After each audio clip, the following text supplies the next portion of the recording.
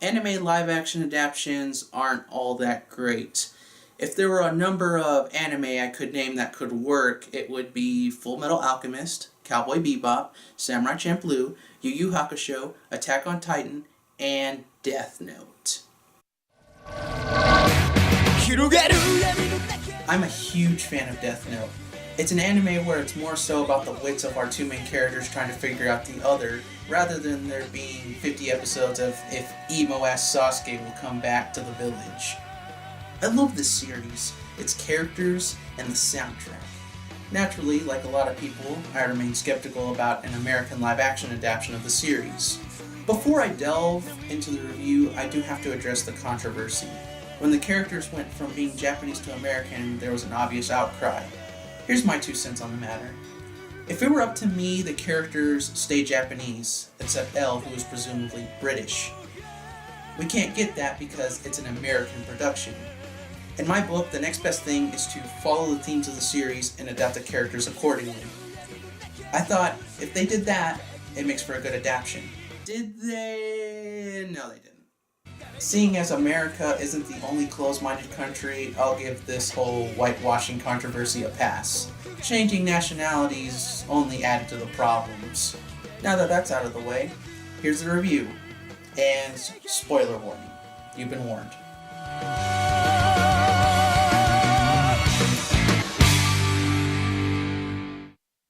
The story is more or less the same, with Light finding the notebook by random, and after that, it dives into a different direction from the series.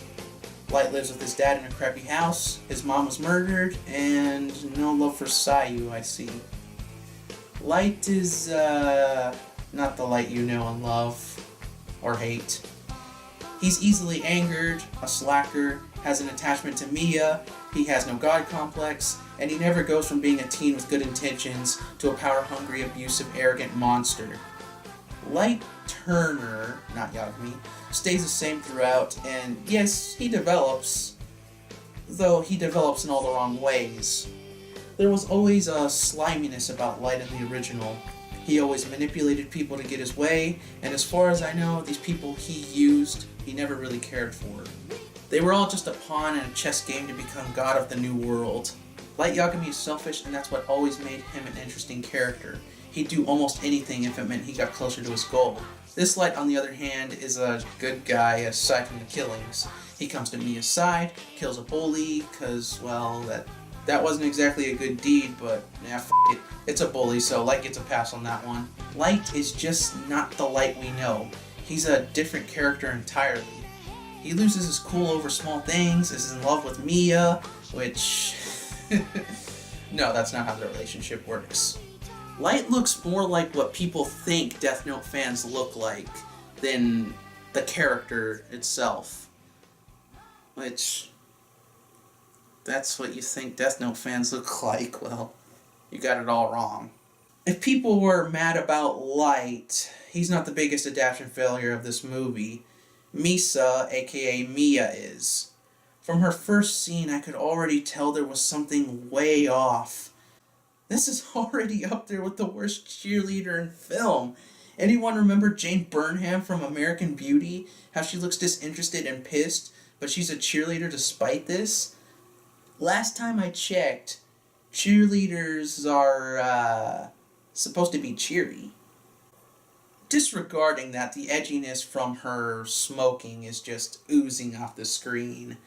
Mia not being a model I could get over as long as the series' characteristics translated to screen.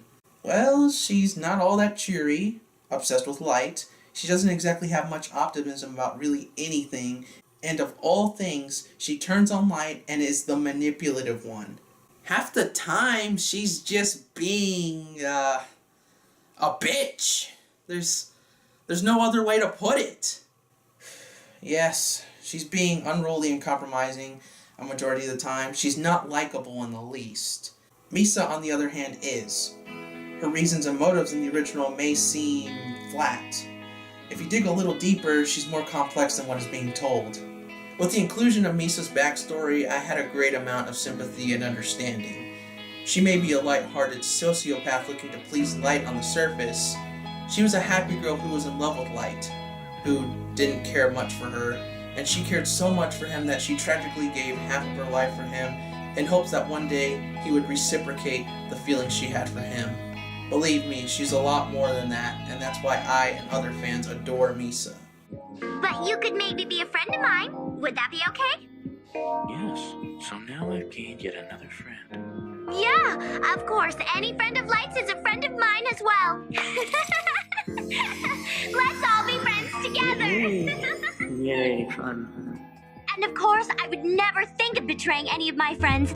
It's a shame because she's one of my favorite characters from the series, and for her quirkiness to not be put on screen is the real crime. Thank you so much. You're welcome, Misa. From worst character adaptation in the film to the best one, I cannot tell you how much I loved Willem Dafoe as Ryuk. That right there is perfect casting. This is a bad thing, however, because Ryuk appears and disappears for half the movie. He's barely in it, really. At least I can say they got the right actor for the job and that they got his dark humor down. Rule 28. Each death must be physically possible, so no shark attacks while someone's on the toilet. As much as I love that idea. Did anyone notice he's helpful to Light? In the original, he didn't care about Light's fate just as long as he was given apples and wasn't bored. In the movie, he actually aids Light's plans up until he disagrees with him. Now I'm rooting for this guy. You just shut the fuck up. What the hell? I'm not gonna give the note to you or anybody else, and if you fuck with me again, I'm gonna put your name in it. Whoa, you don't talk to Ryuk like that. You better watch yourself, Mr. Turner. Next is Good Kid, Mad City. Snoop Dogg. L.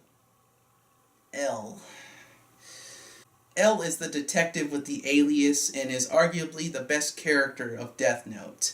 This interpretation of L is actually done correctly aside from the attire and his behavior in the third act of this film. More on that later. I will say this for now. Why does L look like a Watch Dogs character?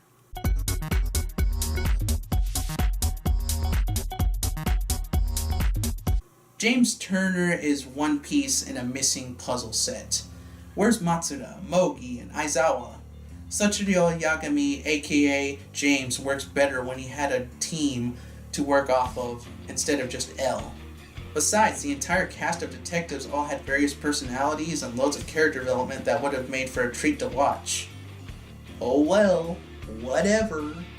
The writing is, how do I put this? Distracting. Hearing characters screaming F-bombs left and right takes a lot of attention away from the movie itself, and well, it's just distracting. And to me, it's way out of character. As mentioned before, I do feel like a majority of the characters are not themselves. The writing just changes too much to the point where these should have been new characters altogether. Fuck!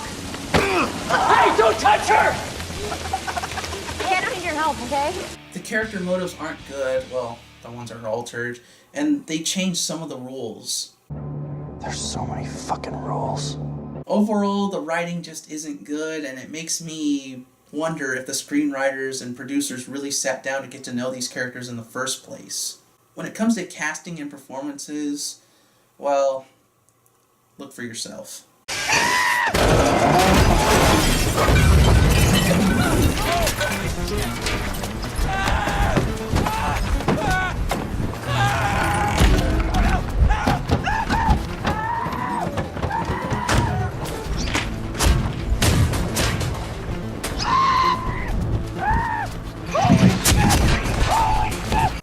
I'm not going to use that clip as a sole example for the performances.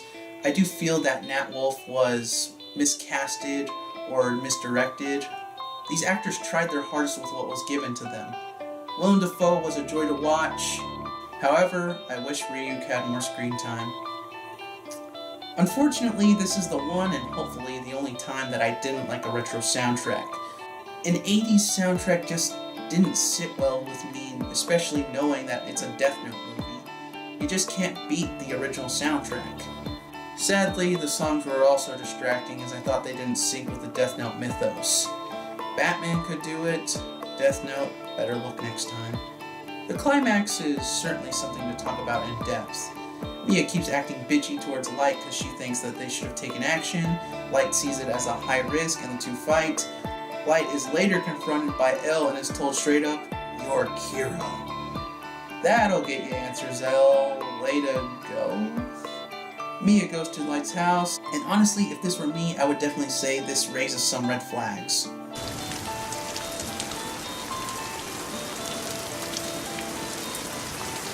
I'm a fucking cheerleader, Light. Nothing I do has ever mattered until I met you. I made a mistake. If I could take it back, I would. I wasn't ready to lose you. I love you.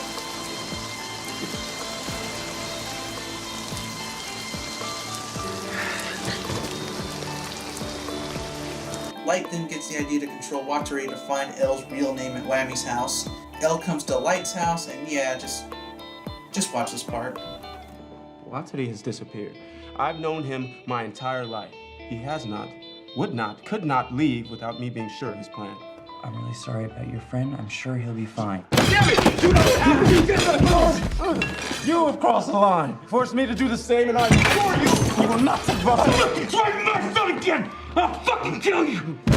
If you're going to approach it this way, then you may want to rethink your strategy. Anyway, Elle gets a search warrant, Mia gets the notebook and takes it. It's time for the school dance, and wouldn't you know it, Watari's about to reveal Elle's big secret.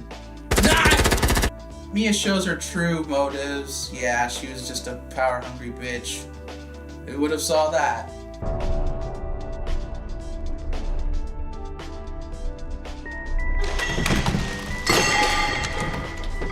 Elle goes crazy and starts a search for Light. Early in the review, I said I had a problem with Elle's behavior in the third act. Well, you see, it's because he just does the opposite of what Elle would do. He goes looking for revenge in a fit of rage, he endangers people's lives while driving, and he gets reckless. That's not Elle, that's somebody impersonating as Elle. Back at the dance, James orders patrols to keep on the lookout for Elle and to secure Light. Light thinks they're closing in on him. Snoop Dogg catches up with the naked brother, and I would say that is Mikami, but I don't want to say that's Mikami. Light runs to meet up with Mia, where her final act is committed. You get no sympathy from me. Light's complicated plan unfolds, and Elle should be sentenced for threatening a minor. However, he's just asked to leave because he knows people in high places. He figures out where a death note is hidden just as James figures out that Light is Kira, and here's an implication for an ending. At least Ryuk said the line. That's cool.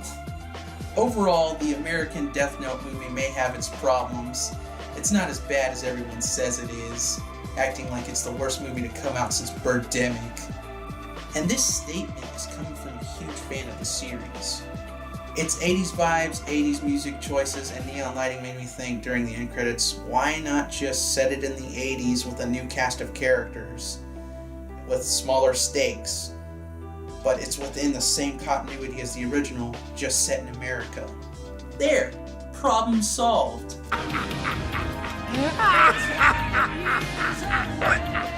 You humans are so interesting. Instead, what we got was this picture. And keep in mind, no live-action anime adaptation could ever be worse than Dragon Ball Evolution. At the very least, Dragon Ball Evolution screenwriter apologized years later. With that said, I will say the cast and crew tried, and I give them credit. The final verdict for Death Note 2017 is a definite skip. And for those that had no familiarity with the series before watching the live-action movie, don't let the live-action movie be the last thing that you see out of the Death Note series. Please, I urge you, watch the anime. It's got a great English dub, and it's easily one of the best shows I've ever seen. The pacing's great, the soundtrack's great, the plot is great, the character designs are great. It's just 37 episodes of greatness, so I urge you to watch it.